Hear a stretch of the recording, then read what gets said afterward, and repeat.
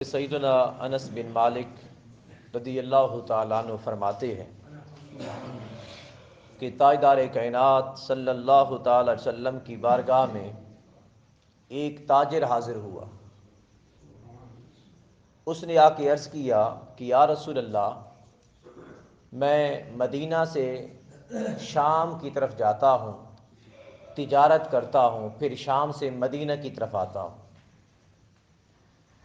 میں اپنے ہمراہ کوئی سپاہی نہیں رکھتا، کوئی محافظ نہیں رکھتا، بس اللہ رب العزت کے بھروسے پر آتا اور جاتا ہوں، ہمیشہ ایسا ہی کرتا ہوں۔ لیکن اس بار میرے ساتھ کچھ عجیب سا ہوا ہے۔ آقا نے فرمایا کیا ہوا، حال بتائیے۔ وہ اپنا حال کہنے لگا، آقا میں ملک شام سے مدینہ کی طرف واپس آ رہا تھا، راستے میں مجھے ڈاکو مل گئے۔ ڈاکو نے مجھ پر حملہ کیا۔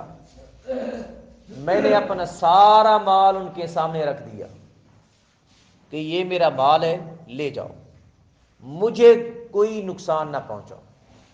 پر ڈاکو کہنے لگا کہ مال تو اب ہمارا ہی ہے، کیونکہ ہم نے تجھ پر حملہ کر دیا، لیکن ہمیں تمہاری بھی ضرورت ہے، ہم تجھے بھی ساتھ لے جائیں گے۔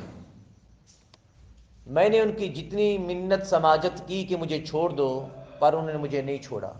بالآخر کار میں کہنے لگا کہ چلو اتنا کرو مجھ پر رحم، مجھے 2 رکعت نماز نفل ادا کر لینے دو۔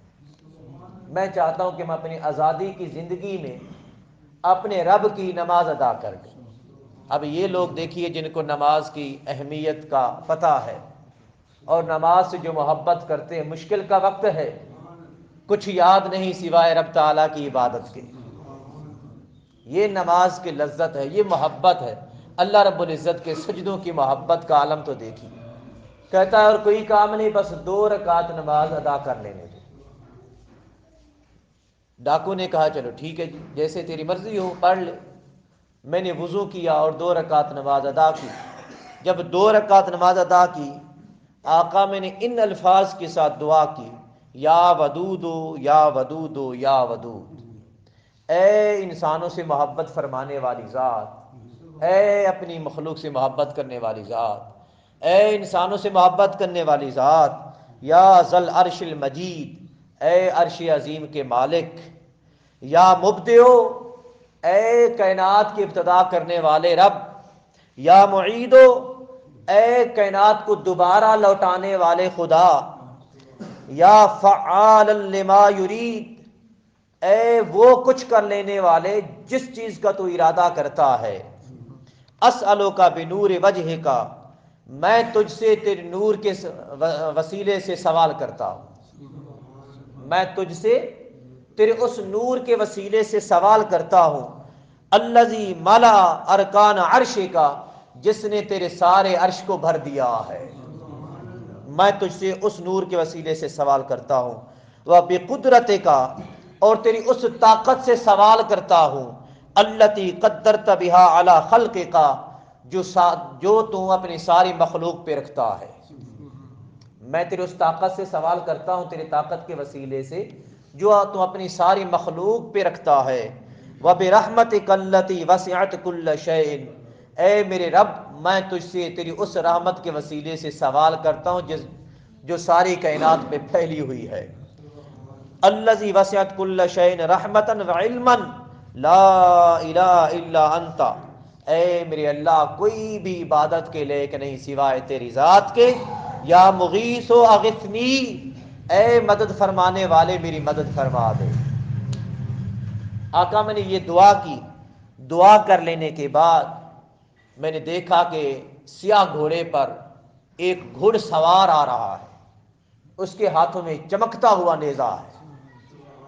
جو ہی ڈاکو نے اس گھڑ سوار کو دیکھا تو انہوں نے اس کا مقابلہ کرنے کے لیے اس کا رخ کیا۔ جب اس کے آمنے سامنے آئے تو اس گھڑ سوار نے تمام ڈاکوں کو ہلاک کر دیا، مار ڈالا، سوائے اس بڑے ڈاکو کے۔ اس کو چھوڑ دیا میرے لیے اور زمین پر لٹا دیا، مجھے پکار کے کہا آؤ اس کو قتل کر دو۔ میں نے جواباً کہا کہ میں اس کو قتل نہیں کر سکتا، کیونکہ میں نے آج تک کسی انسان کی جان نہیں لی، میرے اندر یہ طاقت نہیں کہ میں اس انسان کی جان لے سکوں۔ خیر اس نے خود اس کو مار ڈالا، اور جب مار ڈالا میرے پاس آیا، میں پوچھنے لگا بتائیے آپ ہیں کون؟ وہ کہنے لگا میں تیسرے آسمان کا فرشتہ ہوں، میں تیسرے آسمان کا فرشتہ ہوں۔ تاجر کہنے لگا میں ہکا بکا ہو گیا، فرشتہ ہو کر یہاں کیسے؟ اور اس حال میں فرشتے نے حال دیا کہ جب آپ نے دعا مانگی تو ہم نے آسمانوں کے دروازوں کی کھٹکھٹاہٹ سنی، جو ہی ہم نے کھٹکھٹاہٹ سنی ہمیں معلوم ہو گیا آج زمین پر کچھ نیا ہوا ہے۔ تو اس کے بعد آسمانوں کے دروازے کھلے، اتنے میں جبریل امین بھی حاضر ہو گئے ہمارے پاس۔ تیسرے آسمان پر جبریل امین آئے اور آ کر کہنے لگے کون ہے جو رب تعالیٰ کے اس محبوب بندے کی مدد کرے؟ کون ہے تم میں سے؟ تو میں نے رب تعالیٰ سے التجا کی کہ باری تعالیٰ یہ موقع مجھے نصیب فرما دے۔ رب تعالیٰ نے مجھے چنا تھا، میں نے کہا کہ میں حاضر ہوتا ہوں۔ تو رب تعالیٰ نے مجھے جبریل امین کے ذریعے حکم دیا کہ جاؤ میرے فلاں بندے کی مدد کرو۔ میں تیرے پاس آیا اور تیری مدد کی۔ جب وہ فرشتہ پلٹ کر جانے لگا مجھے یہ کہہ کر گیا کہ جو کوئی بھی ان الفاظ سے مشکل کے وقت میں دعا کرے گا رب تعالیٰ اسی طرح اس کی مدد فرمائے گا، ٹھیک اسی طرح مدد فرمائے گا۔ آقا علیہ الصلوۃ والتسلیم نے اس کا حال سنا اور سن کر کہنے لگے، آقا نے فرمایا رب تعالیٰ نے تجھے اپنے نام کی تلقین فرمائی ہے، اپنے نام کی تلقین، یعنی رب تعالیٰ نے تجھے اپنے محبوب ناموں میں سے ایک نام عطا فرمایا ہے، اور وہ ایسا نام ہے جو کوئی بھی اس نام کے وسیلے سے دعا کرتا ہے رب تعالیٰ اس کی دعا کو قبول فرماتا ہے۔